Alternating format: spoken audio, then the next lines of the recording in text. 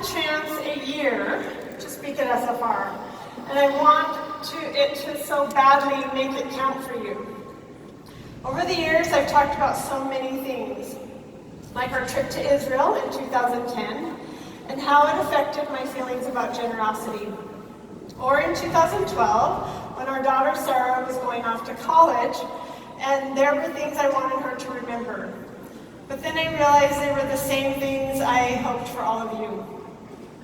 In 2014, I talked about Sensi's spirit, how it is represented by our beloved star, and how we need to embrace childlike wonder, like stopping to chase the fireflies, that helps us develop contagious optimism, which brings love, connection, and kindness that leads to hope and light. This year, I want to share some things that I learned on a very special trip. That Orville and I took earlier this month.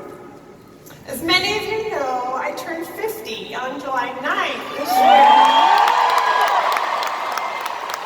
So some consider it a milestone birthday, and Orville and I were not really big birthday celebration people at all.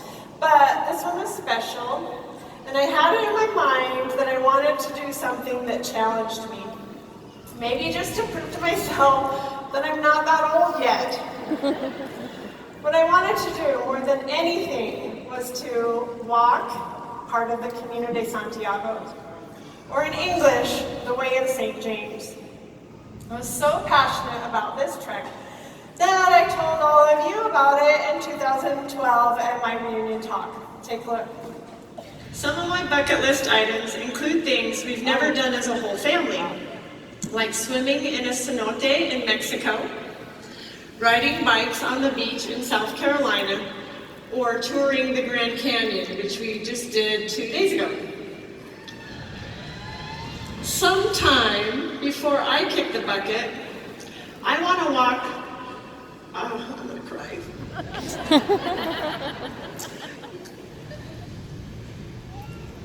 And I think I'm crying because I'm admitting to all of you, and that means I have to do it now.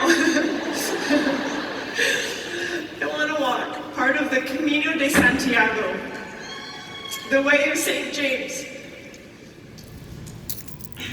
It is a 1,000-year-old pilgrimage route that starts in France.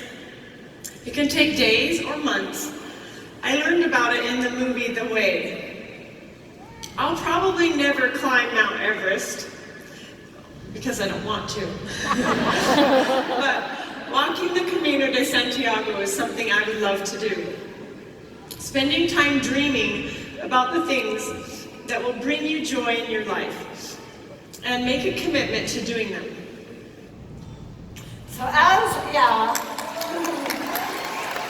my 50th birthday approached, there were many things telling us that now is not the right time. I was way too busy. This summer's been crazy busy with 3 incentive trips and now 3 reunions. We only had a couple weeks when we could squeeze something in, and Grace was a leader at her girls' camp right in the middle of our window. On top of that, I have a huge personal project due in August, where I chair a committee that is building a life-size replica of the Tabernacle of Moses that will be displayed for various faiths in our community for them to tour and learn about. Walking was the last thing that Grace wanted to do, but I didn't want to leave her home alone. So we had many obstacles in our way. When we came back from Marco Island, instead of heading to Spain like we had planned, we seriously considered changing our plan to walk the Camino back to someday.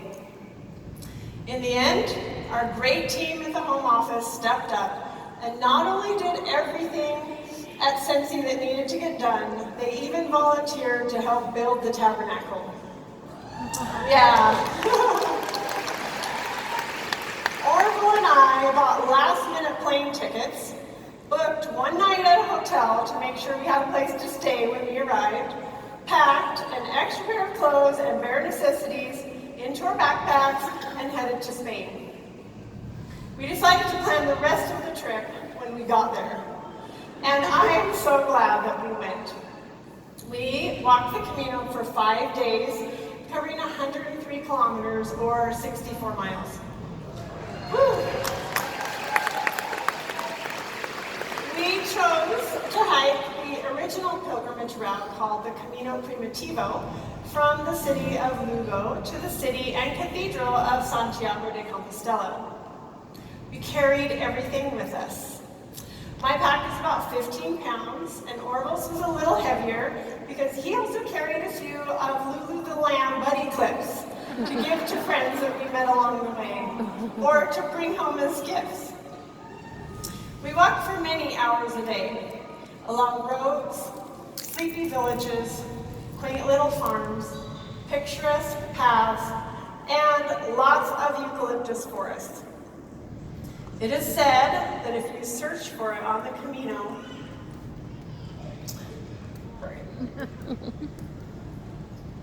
whatever it may be, you'll find it. We could have had a service take our packs from town to town, but I wanted to push myself, to prove to myself that I could do it. I'm so glad Orville was happy to go along with me. We walked 5 stages because that was all of the time that we could afford. But it was long enough for us to receive our official pilgrim certificate when we finished.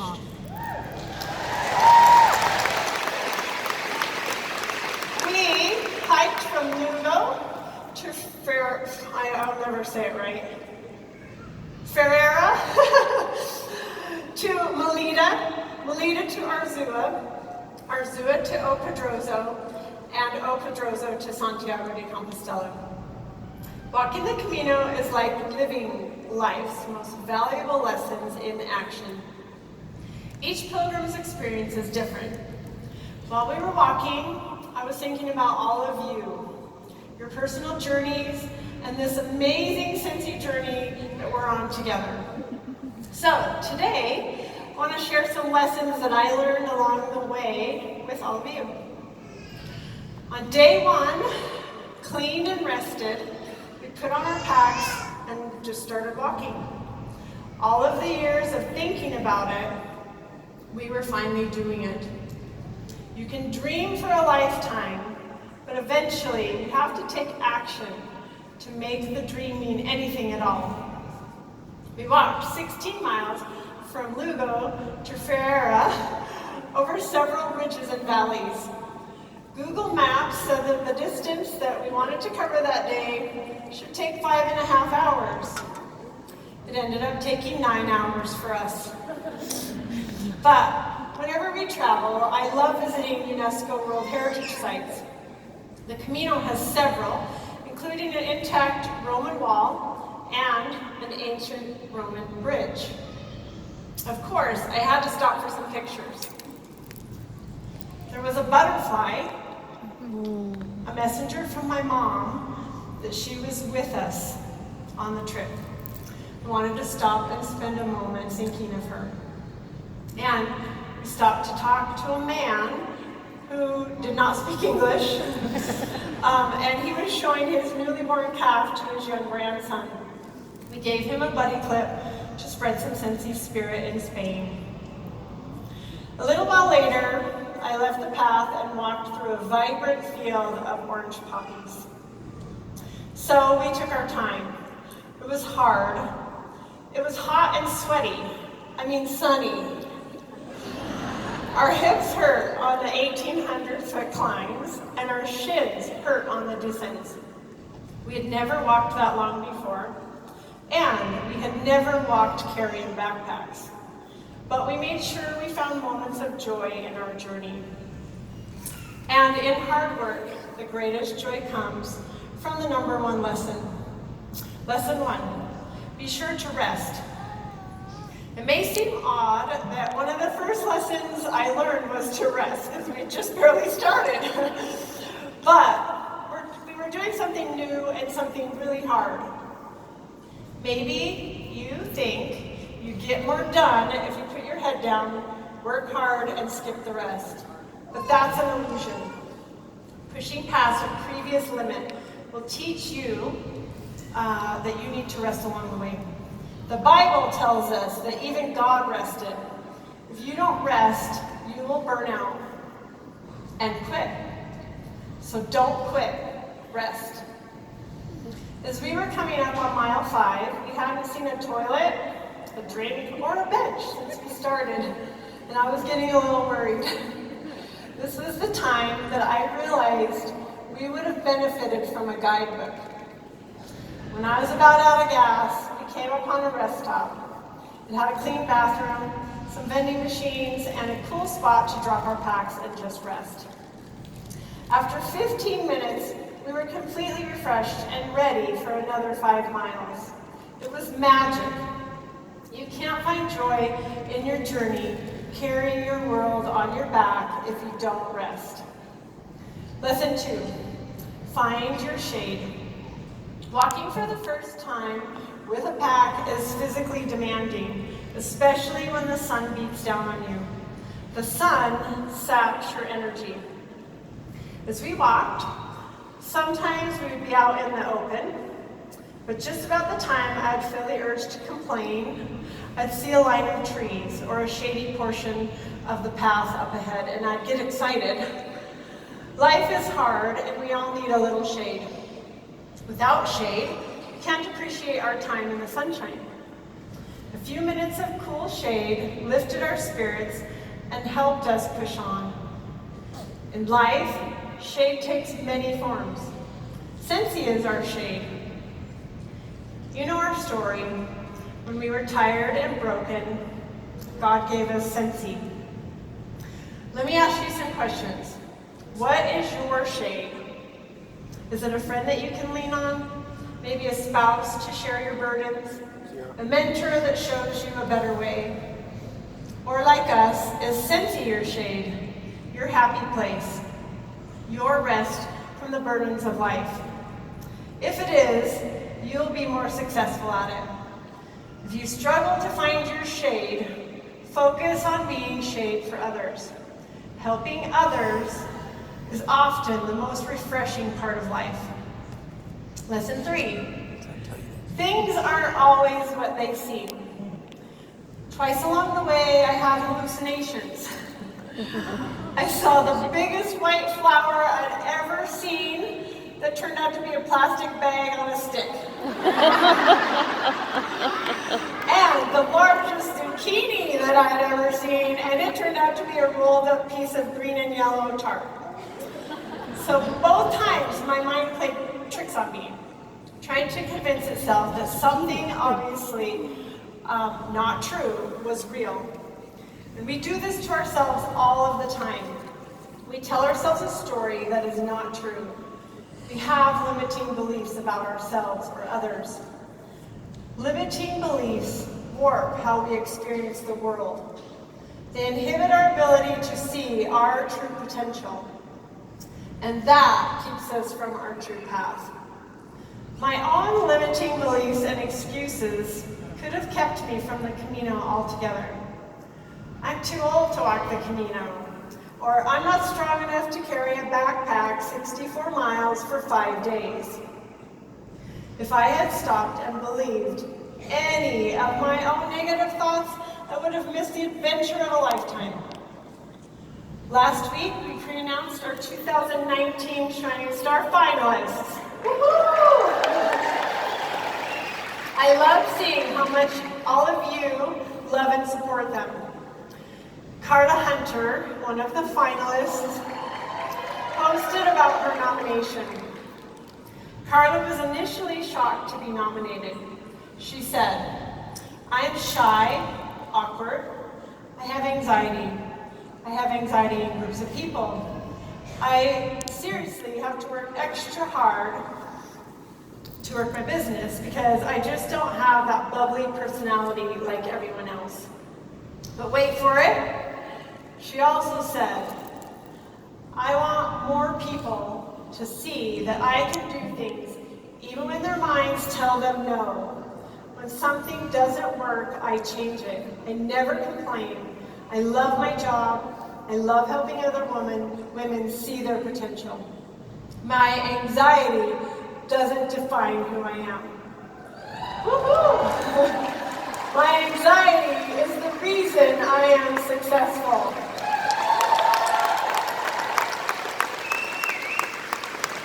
We are so grateful for the example that you set, Carla, and how you flip the script in your head to find your own awesomeness. We love you. So work through your limiting beliefs. Smash your excuses. They don't serve you, they limit you. Okay, lesson 4.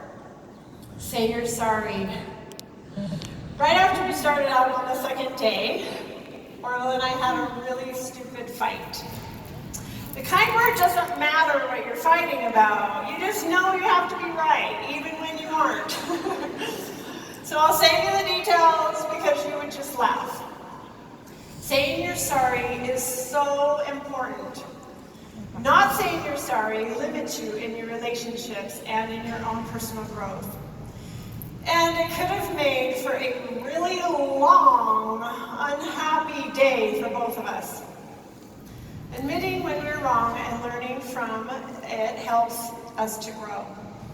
That's easy for me to say, but it is very hard for me to do. Anybody else in that same boat? Hard to say you're sorry? They even wrote a song about it. So you don't have to raise your hands. I have a very hard time saying I'm sorry. And Orla knows that better than anybody. So we tend to view apologies as a sign of weak character. But in fact, they require great strength. Apologies have the power to restore damaged relationships. And this is a big lesson for me. And it was hard for me to say I'm sorry, but I did. Orville was immediately back on my side. Love you. Our attitude switched from limiting our joy to enhancing our joy. We were able to walk hand in hand in full support of each other. Saying you're sorry helps you stay humble and grow. So say you're sorry when you're wrong. This doesn't mean that you should apologize for being you. Never apologize to yourself or anyone else for who you are. But when you're wrong, it's the fastest way to turn a limiting situation into a great experience. Lesson 5. Avoid the cow pies. The Camino takes you through tiny villages and farms with lots of cows. Where there are cows, there are cow pies. Now, you could say yuck cow pies, but to get to your destination, you have to go around them. Well, hopefully you go around them and not through them. Life is full of cow pies. Gossip, meanness, small-mindedness, nasty Facebook posts, unachievable airbrush perfection on Instagram that makes us feel bad about ourselves. Go around, not through. Do not step in them. Ugliness like negativity, meanness, and self-doubt sticks in your brain like poop on your shoes. If you let it in, you will track it everywhere you go. The way is not easy, and cow pies are everywhere. Don't make life harder by carrying crap with you. Okay.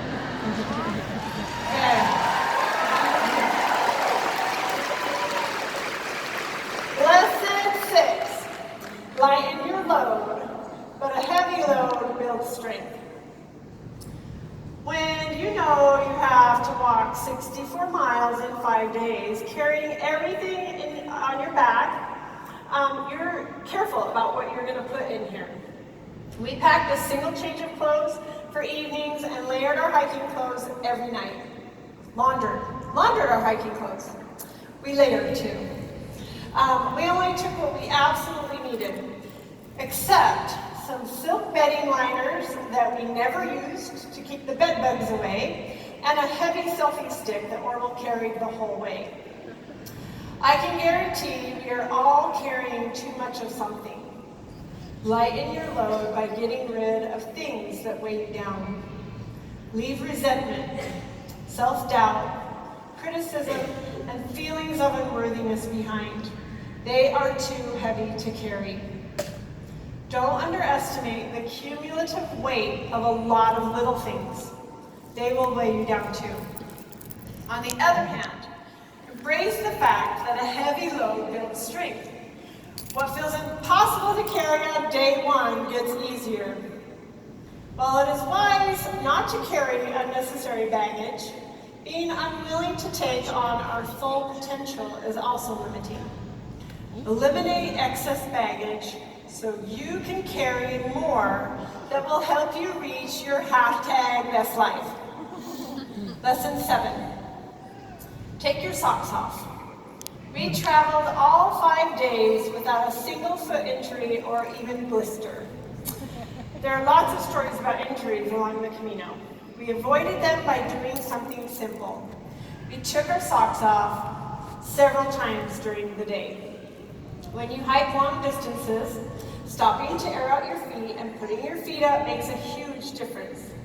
This isn't the same as rest. This is true self-care.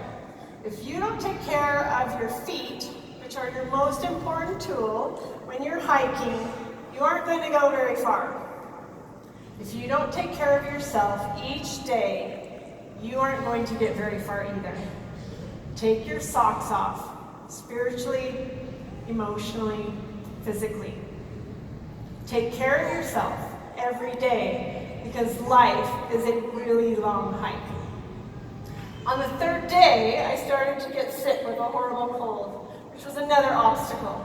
But we still had more than half the Camino to walk, and there were so many lessons left to learn. Lesson 8. The lessons of the hills. First, there are hills that no one tells you about. You can look at apps and websites and maps that tell you the way is mostly flat. But that isn't the case. We learned the hard way. In most cases, the terrain was most definitely not flat. Every journey is different, and what is easy for someone else may not be easy for you. There will always be hills nobody tells you about. And sometimes the downhill is harder than the uphill. When you climb up a hill, all you can think about is how bad your thighs burn, how heavy your pack is, and how you can't wait to reach the top and finally go down. What you don't realize when you're going up is that going down a hill is sometimes harder.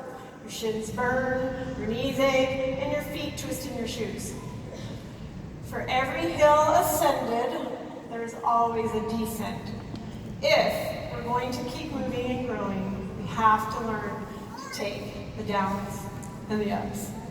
So plan to get to the top, but also know that there's a lot more work ahead. And some of that work is on the downhill side. But keep in mind, wherever there's a downhill, there's an uphill. Every road has its own challenges, and sometimes you don't like the uphill work or the downhill work. Conquering challenges makes way for transformation. The uphills and downhills take on their own rhythm. On the uphill side, you get that sense of accomplishment. You can see clearly all the way around you. The view is the reward of the uphill climb. Remember this lesson when you come to awards night on Saturday and cheer for your friends or your teammates as they are recognized. They made it up the hill and down the hill probably many times. If you're experiencing a downhill, know that an uphill is in front of you. No matter how difficult or how great the challenge, you can do it and it's worth it. Wherever you are on your journey, I am so proud of all of you. Lesson 9. See how far you've come. So many people will tell you never to look back, to always look forward. But here's the thing. Sometimes you have to turn around and look at the ground you have just covered. When I turned around to see how far we had come on that 16-mile day, I about fainted. No, I was amazed and emotional about how beautiful it was. And to think that I had made it all that way. And this was one of the many, many times that I thought of all of you. And Sensi, and how full of hills and valleys the last 15 years have been. And how amazed I am when I look back. And oh, how beautiful it all is now that I can see it from a distance. If we never look back, we never get to see how far we've come. So take time to recognize how much you have already accomplished and grown. Lesson 10. Trust the arrows along the way. I thought about this trip for many years, but when it came time to actually walk it, we really didn't plan our route in advance. 99% of pilgrims use some kind of guidebook. We were the 1%ers. A guidebook shows you how to walk someone else's journey. Sometimes you need to trust the yellow arrows along the way. There are times that we just keep going because we didn't know where to stop. Other times the path split and we didn't know which path to take. Not knowing whether we were on the right path was a challenge. In some places, the arrows that marked the way were hard to recognize. In others, there were two signs pointing in two different directions. What I learned is this: when you think there are no signs, just stay on the path. It's been traveled for thousands of years. The sign is there, you may just need to walk a little bit further. Where signs are obvious, sometimes you get to choose the way, knowing that in the end, all paths lead to Santiago de Compostela. While clear directions make it easier, there are many ways to get there, and you get to choose. Have confidence in the fact that thousands of people traveled the way before you and created the path. You can follow them. I found this great article by Laurel Vespi on StoneCircleCoaching.com. It's full of tips and tricks about walking the Camino. I want to share it with you because it reminds me so much of building a Sensi business. She says, in life, we sometimes think that we need to blaze a new trail, but there's nothing wrong with playing follow the leader. Learning from people who are already doing what you want to do can often fast-track things for you. You don't have to reinvent the wheel. Discover who has gone before you. Study what and how they did it, and then use that wisdom to your advantage. Lesson 11. Pain is a source of strength. Walking for 5 days is painful. Again, my hips hurt, my feet hurt, my back hurt, where my backpack rubbed against it, my shoulders were sore. I was physically tired and in the most pain my body ever felt since giving birth. I was shuffling my feet with achy limbs and a sweat-soaked back, but I'm not complaining. As is often said, pilgrims are grateful, they don't complain. On any long journey, pain is inevitable. But to get to your final destination, you have to work through it. Embrace it and grow from it. Whether the pain is physical or emotional, it's an important and necessary part of life. It's what you do with your pain that defines your journey. You get to decide whether you will quit because of your pain or take the challenge and grow from it. On the Camino, we chose to grow through it. I was not quitting. And every day, we had the reward of getting our travel book stamped, so on the last day, we could get our certificate of completion. Each hour, we were that much closer to our goal. Lesson 12. Don't hurry to get there. Everything we read told us the line at the pilgrim office could get very long, and to get your certificate soon. Like, get there and you might have a wait, but if you get there, what did they say, like 11? Between 11 and 1 it got really busy, so to come before or after. But we decided to take our time instead and not worry about what time we should arrive and enjoy our time and enjoy the nature along the way. Our path led through the woods that day, and it was so beautiful. It was completely overcast, which was such a blessing.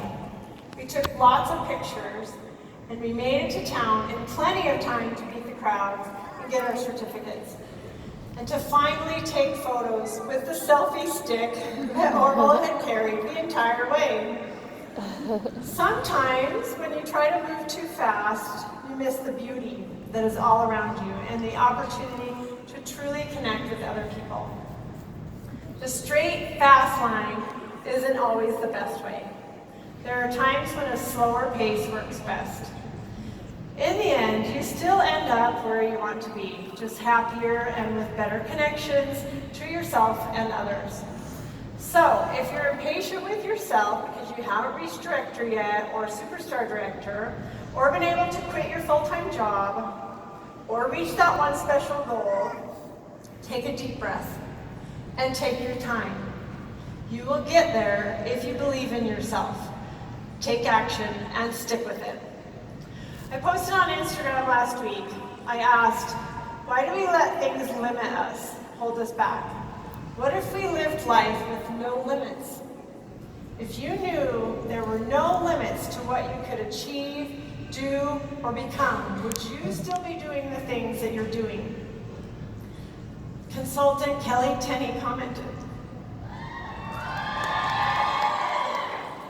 "It's hard to dream of doing things because they don't seem tangible until you're introduced to someone who you relate to, who is doing things outside of your limitations, and their actions create a spark of passion or desire in their heart." For me, walking the way of St. James wasn't something I even thought of doing until I connected with the story in the movie The Way. Who knows what spark or desire my experience will light in each of you? If you want to live a life, a no-limits life, find someone who you relate to who is doing things outside of your limitations. Walking the Camino was an ambitious goal. I almost talked myself out of it.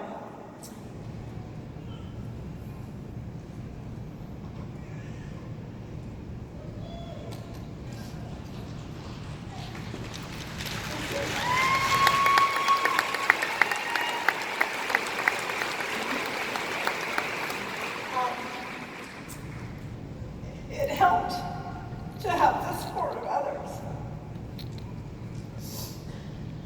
Our Chief of Staff, Sam Johnson, played a huge role. A year ago, Sam put the walk on our calendars between Marco Island and the incentive trip in SFR. Every time we went to put something on the calendar during that time, he would remind me of the walk. Every week, he reminded and encouraged me that it was important. So thank you, Sam.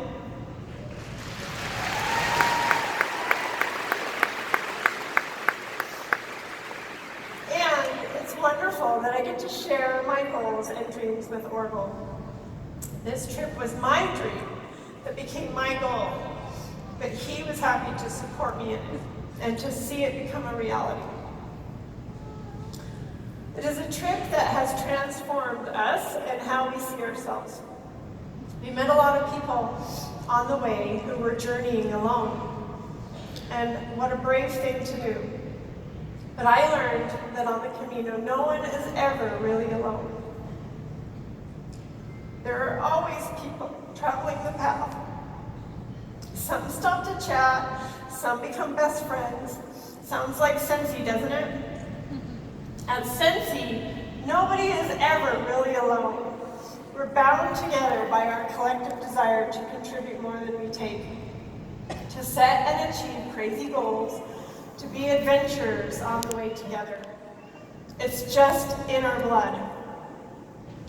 There is this Shawn Mendes song, In My Blood, and I love the lyrics. He says, "Sometimes I feel like giving up, but I just can't. It isn't in my blood. And I think it sums up our Camino walk and the entire 15-year history of Cincy. We could have given up in 2004 when we were $700,000 in debt, but we didn't. We suited up. We hit every uphill climb and every descent. We're still hitting the hills today because the way never really ends. It is a lifelong journey. The difference now is that we have an amazing home office team and all of you on the journey with us. So I want to show you guys something in my backpack here. And it's not something that I carry with me, just me, at all. Let's see if I can get it out. It's going to be a little tricky. And now my nose is running. A balloon, right? So what do you think that can mean? No matter how much helium it contains, a balloon will go nowhere if it's held down or tied down. It is limited. Let go of the string, let go of fear, let go of I can't, walk through your pain and discomfort. And the balloon has no limits, except for the ceiling tonight. Even the sky is no limit for you. We won't stop climbing. We don't quit. We walk the way together because it's in our blood. Thank you.